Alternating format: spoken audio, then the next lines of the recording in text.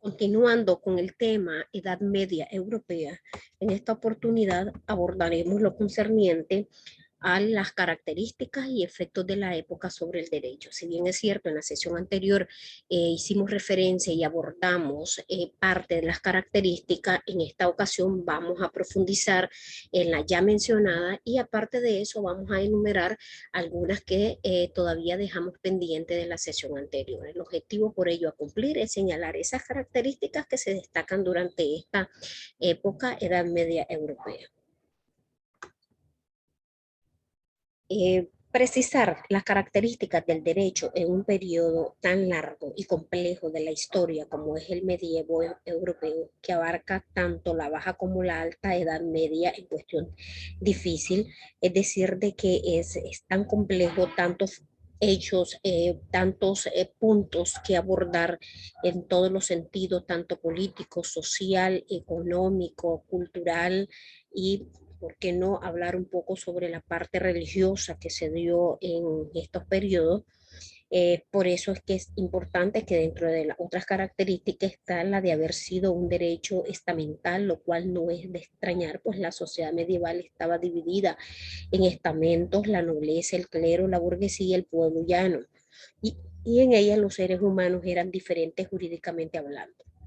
No era igual el derecho que se aplicaba a los nobles que el que se aplica a los villanos en las aldeas. Esto lo convierte de cierta manera en un derecho clasista, pero que se basa en privilegio y en el cual no existe un principio de igualdad. Al contrario, se trataba de una sociedad donde unos tenían más privilegios que otros y de un derecho que legitimaba la parte de la desigualdad. Fue también en gran medida un derecho consuetudinario basado en las prácticas jurídicas de cada uno de los pueblos hermanos, razón por la cual representó una represión a las costumbres previas a la romanización del continente. Esta vuelta a la práctica consuetudinaria relaciona con otras dos características que es meritorio también mencionar: la falta de técnicas en la elaboración del derecho y dos, el sentido, digamos, sacralizado del mismo, en el sentido de que el efecto del derecho en esta época es de muy bajo nivel. ¿Qué quiere decir? Que no hubo una escuela importante de estudios jurídicos, salvo las establecidas en Pavia por las, digamos, longobardos, ni doctrinas, ni libros o códigos que contuviesen el derecho de la época. Entonces, abordando ya lo que respecta a las características, la Edad Media fue un periodo histórico con una serie de características que lo hicieron único en todos los aspectos. Si bien es cierto, ya pues como los había referido al inicio de esta sesión, ya hemos abordado, entonces vamos a especificar en muchas de ellas y poder aclarar y recordar las ya estudiadas. Para ello podemos hablar del teocentrismo, Dios como centro de todo. Todo el universo se entendía como consecuencia de la acción divina, encontrando una explicación fundamental de todo lo existente. Las escrituras sagradas de las distintas religiones, en este caso podemos referir las más destacadas, la Biblia, el Corán, así como en menor medida el Torá. Y se preguntarán, ¿a qué se refiere lo que es Torah? Pues el Torah es una palabra hebrea que significa instruir. La Torah se refiere a 5 libros de Moisés en la Biblia hebrea que se destacan o se relacionan en la parte del Antiguo Testamento y específicamente lo que es Génesis, Éxodo, Levítico, Números y Deuteronomio. La Torá se escribió aproximadamente en el año 1400 a.C. Tradicionalmente la Torá es escrita a mano en un pergamino por un escriba. A este tipo de documento se le llama Sefer Torah, una expresión moderna de la Torá en forma de libro que llama Yumas, que está relacionado con la palabra hebrea para el número 5. La Torá es el resultado de un largo proceso de edición o redacción, como lo llaman los estudiosos. En la actualidad, esto significa que no hay una fecha en que se pueda señalar como fecha de redacción. La mayoría de los estudiosos piensan que las últimas redacciones importantes tuvieron lugar desde el año 539 a.C., cuando Ciro el Grande conquistó el imperio neobabilónico La Torá fue y sigue siendo el conjunto central de textos sagrados, es decir, las escrituras para el judaísmo debido a su enfoque en las formas correctas, es decir, ritualmente podemos decir la parte de la teología, etcétera, son aspectos que resaltan. La vida de las tribus de Israel, aunque como exactamente se debe de vivir según la Torá, ha sido y sigue siendo un tema complicadísimo en abordar. La estructura en la Torá está compuesta por 5 libros, como ya lo referíamos, que no presentan una narración completa desde la creación hasta la muerte de Moisés a orillas del río Jordán. La cuestión de la relación entre la historia y los relatos de la Torá es compleja.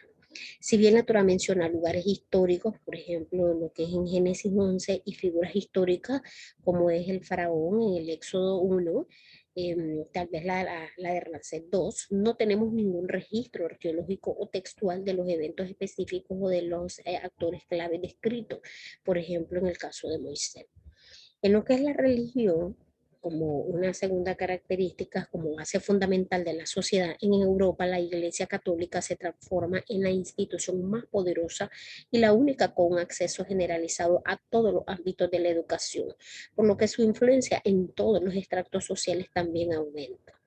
Como tercera característica existía una organización política monarca y feudal.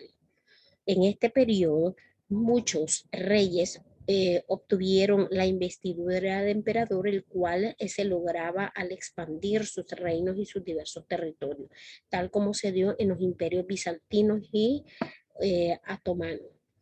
¿Qué fue el imperio otomano?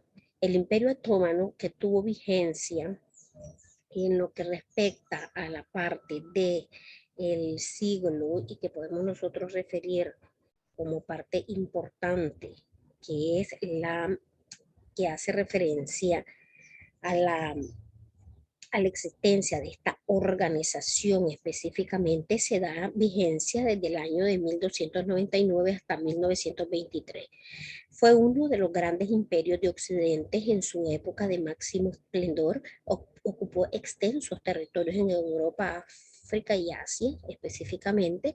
Surgió a finales del siglo XIII, cuando desde uno de los pequeños estados turcos, específicamente aquí, podemos referir que se nos dio de cierta forma algunos avances, algunas digamos, datos históricos, cómo se ocuparon en esto. Surgió, como ya dijimos, en este siglo, pero uno de los pequeños estados turcos establecidos en la península de Anatolia, el Bey Osman o Otman I, conquistó una o todas las demás, como hace referencia, porque no se dice con certeza, y comenzó a presionar sobre los territorios ocupados por el Imperio Bizantino.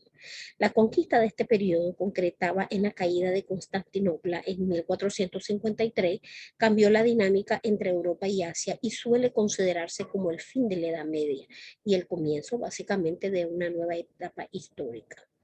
En la cuarta característica, las 3 grandes clases, podemos referir sociales, que se destacaban durante la gran mayoría de la Edad Media. Prevalece una estructura social basada en 3 clases sociales básicas, que era el campesinado, la nobleza y lo que es el clérigo. Y por supuesto, en lo más alto, las pirámides de las clases sociales, encontramos el rey. Los clérigos también tenían acceso a posiciones de poder y sus tareas se vinculaban principalmente a la oración, el estudio y la enseñanza. Con el paso del tiempo también empezarían a trabajar las tierras a partir de las reglas de San Benito. En cuanto a la característica 5, que es la regla de San Benito, esto es muy importante y aquí vamos a hacer referencia a la misma. Las reglas benedictinas o reglas de San Benito es una regla monástica que Benito de Nurcia escribió a principios del siglo VI, destinados a monjes.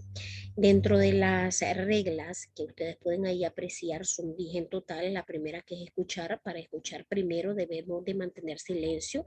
Lo cierto es que para un monje benedictino, hablar sin necesidad, sin decir nada de valor, era algo que se castigaba. En la segunda regla, el trabajo nos ayuda a conservar la mente sana.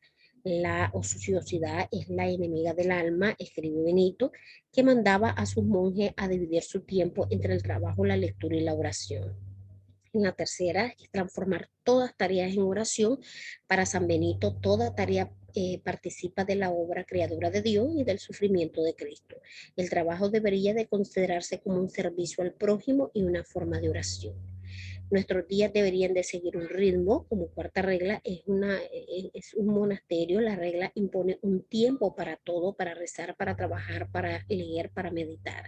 Como quinta regla, ser atento con los demás. Para San Benito, el respeto debe de caracterizar todas nuestras relaciones con las personas. Como sexta regla, practicar la disciplina. El santo abad decía a sus monjes que pusieran fin a la forma puntual o cualquier cosa que estuvieran haciendo cuando llegara el momento de pasar a otra tarea, por difícil que fuera hacer el cambio en obediencia a la voluntad de Dios. La séptima regla es leer a menudo para nutrir mente y alma. San Benito hacía que sus monjes dedicaran una parte importante del día a leer las escrituras u otros libros edificantes entre periodos de trabajo, oración y cena. Como cuarta regla, entender y respetar nuestras propias prioridades. Para los monjes, la mayor prioridad es buscar a Dios, en especial en la oración. La regla entera se organiza en torno a este principio. Como cuarta regla, hacer las paces con los demás. En diversos modos y circunstancias, San Benito insta a sus monjes a disculparse siempre que pudiesen hacer eh, cualquier acción que ofenda a otro. Como décima regla, hace referencia a vivir cada día como si fuera el último. El santo abad decía a sus monjes que debían tener la muerte presente ante los ojos de cada día.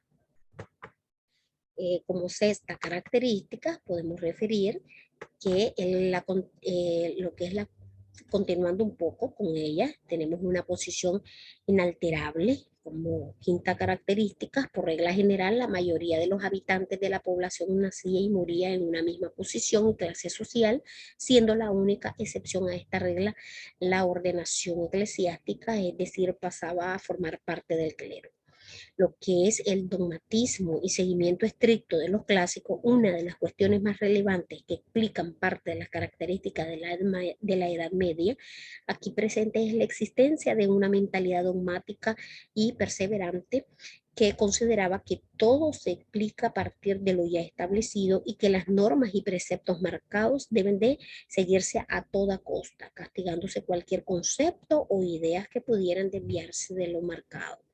En cuanto a la séptima característica, la educación. La educación durante la Edad Media estaba muy limitada, siendo un privilegio reservado a nobles y especialmente a los estamentos eclesiásticos. Era esta última estamento el que se encargaba de la educación y las materias impartidas estaban limitadas a las lenguas, la teología, el derecho, la medicina. Se alentaba al estudio de los clásicos y al seguimiento estricto de lo que ya estaba establecido, no esperándose innovaciones a los dogmas de la iglesia. Todas estas materias se estudiaban de forma memorizada, con muy pocos ajustes a las necesidades educativas de los menores con necesidades especiales. También aparecen las primeras universidades en este momento. Como cuarta característica están las concepciones del ser humano.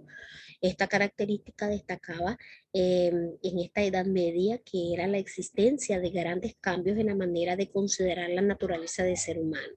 Una de las más conocidas y relevantes es el dualismo, en el que se consideraban que el ser humano está conformado por cuerpos, es decir, vinculado a lo temporal, a la decadencia y al pecado, y el alma en la que se hallaban virtudes, nuestra parte inmortal y moral, y las principales características que hoy se está vinculando a la mente como tal. Lo que es la novena característica, que es el avance técnico y científico limitado, pero existente. En lo técnico se invirtieron en artilugios como digamos, maniabela compleja, es decir, los anteojos, los botones, además de brújula, los primeros relojes, arados metálicos o armas como las ballestas y las primeras armas de fuego. Hacia el final de la Edad Media termina por inventar lo que es la imprenta, algo que por otro lado también se ha llegado a considerar uno de los eventos que marcaron el paso de la Edad Media, a la Edad Moderna. Lo que es la cultura y el arte, a lo largo de la Edad Media, la cultura y el arte fueron evolucionando tales como se vinieron dando diferentes corrientes y estilos artísticos como el romántico y el gótico en la Baja Edad Media.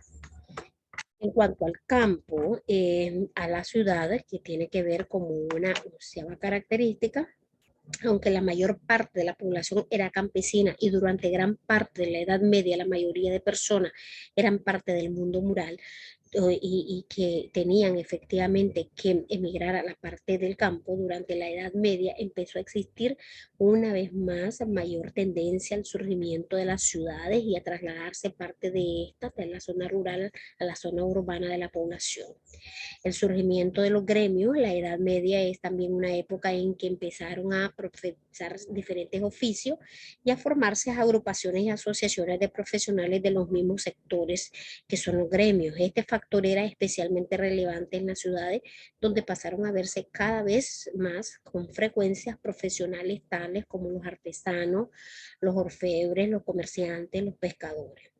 En cuanto a aparecer la burguesía, en esta época como característica sale la relevancia del surgimiento de lo que representaría la cuarta clase social, que es la burguesía, parte de los no privilegiados, pero que cada vez fue obteniendo mayor poder debido a la obtención de riqueza y prestigio hasta tomarse la clase social predominante. La mujer y su rol social durante la Edad Media, el papel de la mujer siempre estuvo supeditado al hombre, excepto entre la nobleza y el clero. El poder era ejercido predominantemente por el hombre y el rol femenino pasaba por el cuidado nada más del hogar, la cría de los hijos, poseyendo mucho menos derechos lógicos que los varones y a menudo estando su vida dictada por los designios masculinos de esposo o padre. En el caso de las mujeres campesinas, trabajaban también en el campo, en su mayoría no tenían acceso a la educación, al menos no a nivel formal. Pese a ellos, consideraciones de la mujer fue variando a lo largo de la Edad Media, fue considerada tanto una tentación pérfida y asociada a la debilidad e incluso el mal como un ejemplo de inocencia y virtud y un objeto de deseo inalcanzable, por ejemplo, en el tiempo del amor cortés. La guerra por religión, la Inquisición y la persecución religiosa, posiblemente al aspecto más negativo y oscuro de la época, aunque a lo largo de toda la historia aún existió conflictos sociales e incluso bélicos vinculados a las diferentes creencias religiosas. En la Edad Media existe una gran prevalencia de ellas, entre las que podemos mencionar las cruzadas de conquistas y reconquistas españolas a la guerra de los 100 años. Además de estas guerras, existieron grandes persecuciones religiosas, entre las que se destaca la labor llevada a cabo por la Inquisición.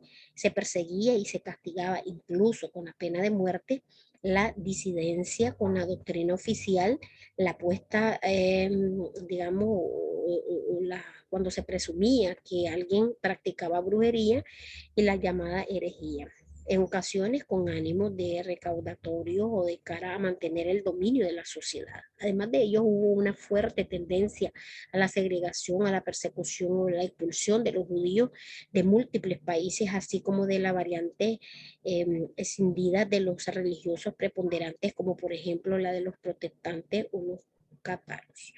¿Y qué fueron las cruzadas? Bueno, pues las cruzadas fueron expediciones militares que se proponían, digamos, tomar Jerusalén y recuperar la parte de la cristiandad de los lugares sagrados que habían caído a manos de los turcos. Se la llamó así porque la cruz que llevaban los guerreros bordadas en su pecho, se realizaron en total 8 cruzadas entre 1095 a 1291. Las cruzadas también le sirvieron a los caballeros medievales para hacer grandes negocios y transformarse en poderosos mercaderes y banqueros. ¿Cómo fue la primera cruzada? Pues a finales del año 1000, muchos europeos pensaron que estaba por llegar el día del juicio final. Temerosos de Dios, verdaderas multitudes de hombres, mujeres y niños respondieron al llamado del Papa Urbano II, quien en noviembre de 1095 convocó a los cristianos a liberar Jerusalén. Pero esta primera cruzada, llamada popular, fracasó y la mayoría de los integrantes fueron masacrados sin poder acercarse a la Tierra Santa. Como característica número 6, un desarrollo nimio, que quiere decir ocioso de la medicina. Uno de los ámbitos de mayor cantidad de muertes que generó durante esta época no fueron precisamente las guerras, sino las enfermedades. Los conocimientos de medicina durante gran parte de la Edad Media fueron níminos. Ahí apenas se produjeron avances en el mundo occidental basándose en los galones, en prácticas pseudocientíficas y místicas o en los conocimientos de los grandes autores de la antigüedad. Los instintos de mejorar la comprensión de las enfermedades o del funcionamiento del cuerpo humano eran perseguidos. No existieron en este entonces la cirugía durante la mayor parte de esta época.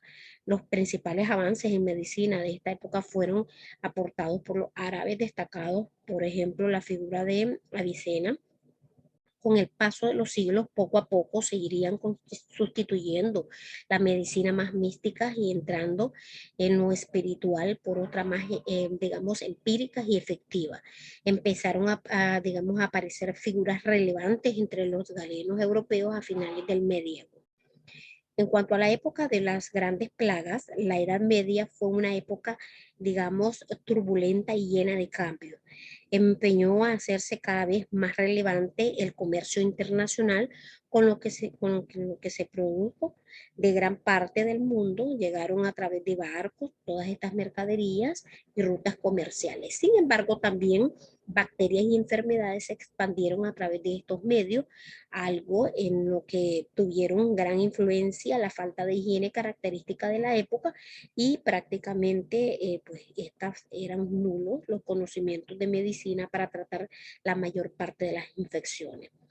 Todas estas condiciones facilitaron la aparición de grandes enfermedades y plagas, siendo lamentablemente su presencia otra de las características de la Edad Media, la más relevante de todas, ya que prácticamente acabó con la mayor parte de la población europea, que en este caso fue la peste negra. Y por último, el sexo como pecado. Otra de las grandes características de la época era la consideración que recibía el sexo. Se consideraba un tema tabú, a menudo ocultado y valorado como pecaminosos, y oficialmente se consideraba principalmente como medio para concebir y no para disfrutar. La sexualidad femenina no era tenida en cuenta y su disfrute no solía ser contemplado o solía ser considerado pecaminoso. Además de ello, cabe de tener en cuenta que orientaciones diferentes a la heterosexualidad e incluso prácticas diferentes al coito con penetración e incluso simples posturas diferentes a la tradicional misionero eran pecaminosas también.